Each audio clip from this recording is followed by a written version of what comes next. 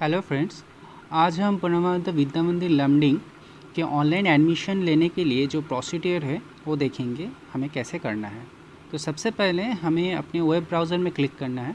आपके मोबाइल में जो भी वेब ब्राउज़र अवेलेबल हो like opera mini, Google Chrome, आप उस पर क्लिक कीजिए। मेरे पास क्रोम है तो मैं गूगल क्रोम में क्लिक कर रहा हूँ। उसके बाद गूगल सर्च बार में आपको सर्च करना है SBI कलेक्ट। ओके, उसके बाद जो पहला वाला लिंक आया है SBI बैंक कलेक्ट, उसके ऊपर हमें क्लिक करना है। उसके बाद यहाँ पे कुछ टर्म्स एंड कंडीशंस होंगे, वहाँ पे चेक बॉक्स होंगे, नीचे एक चेक बॉक्स होगा, वहाँ पे हमें टिक करना है। उसके बाद हमें प्रोसीड करना है।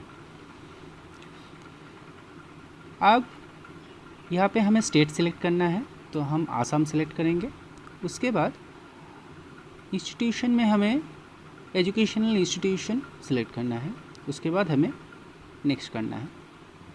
फिर एजुकेशनल इंस्टीट्यूट नेम, तो यहाँ पे हमें हमारे स्कूल का नाम लेना है। तो यहाँ पे हम लोग सर्च करेंगे तो यहाँ पे आ जाएगा परमानंद विद्या मंदिर, जस्ट इसके ऊपर क्लिक करना है। उसके बाद हमें सबमिट करना है। ओके, अब हम लोग आगे सिलेक्ट पेमेंट कैटेगरी, यहाँ पे हमें कैटेगरी सिलेक्ट करना है जो कौन से कैटेगरी में हम लोग पेमेंट करना चाहते हैं। अगर स्टूडेंट का बस है तो हमें तीन बार पेमेंट करना पड़ेगा। तो पहला तो bus fee common for all classes except class 12, मतलब सारे क्लासेस के लिए क्लास 2 नर्सरी से लेकर 10 के लिए एक ही लिंक है और क्लास 12 के लिए अलग सा लिंक है। Next one admission and other fees first quarter, and third one first two fourth tuition fees first quarter. और अगर आपका बच्चा क्लास 1 या 2 में पढ़ते हैं तो आप यहाँ पे 1 2 सिलेक्ट कर सकते हैं। ठीक है, 3 4 में जो भी क्लास में पढ़ता है बच्चों, वो क्लास सिलेक्ट करके वहाँ से फ़ीस पेमेंट करना पड़ेगा। अगर आपका बच्चा बस लेता है तो वहाँ पे आपको 3 बार पेमेंट करना पड़ेगा, 3 अलग अलग किस्म के, एक बस फीस, एक admission fees and other fees, and तीसरा नंबर tuition fees for first quarter. अभी हम लोग यहाँ पे क्लिक करते हैं class 1 and 2 admission and other fees excluding बस।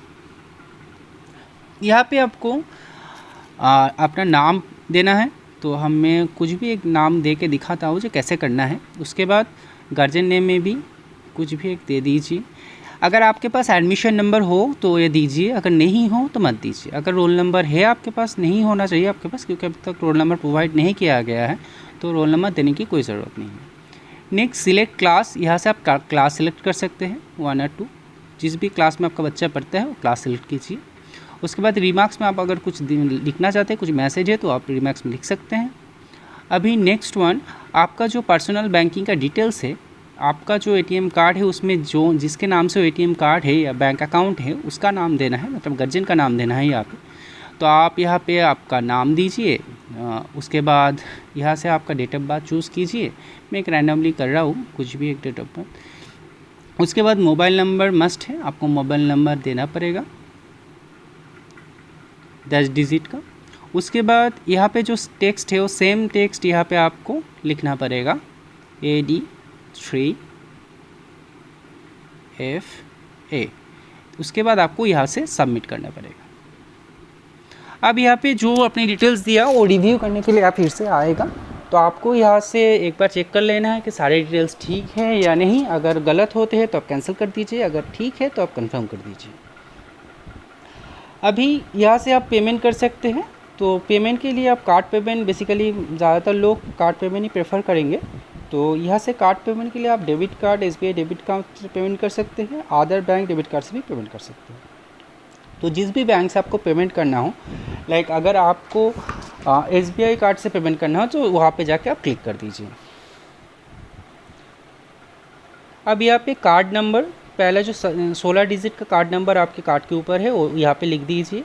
एक्सपायरी डेट यहाँ पे मंथ एंड ईयर वाइज लिख दीजिए। कार्ड होल्डर नेम, जिसके नाम से भी कार्ड है वो कार्ड उसका नाम यहाँ पे दर्ज कीजिए।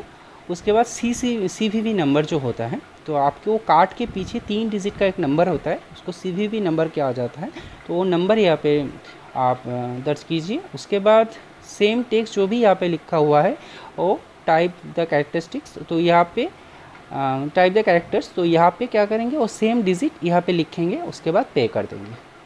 और ए अगर आपने सिर्फ बस के लिए पेमेंट किया है तो आपको फिर से इसके बाद लॉग आउट हो जाएगा और उसके बाद फिर से आपको पेमेंट करना पड़ेगा, और फिर से आपको ट्यूशन फीस के लिए एक बार पेमेंट करना पड़ेगा, एडमिशन एंड अदर फीस के लिए तीसरी बार पेमेंट करना पड़ेगा, दूसरी बार आपको पेमेंट करना पड़ेगा ट्यूशन फीस के लिए, और तीसरी बार आपको पेमेंट करना पड़ेगा एडमिशन एंड अदर फीस के लिए।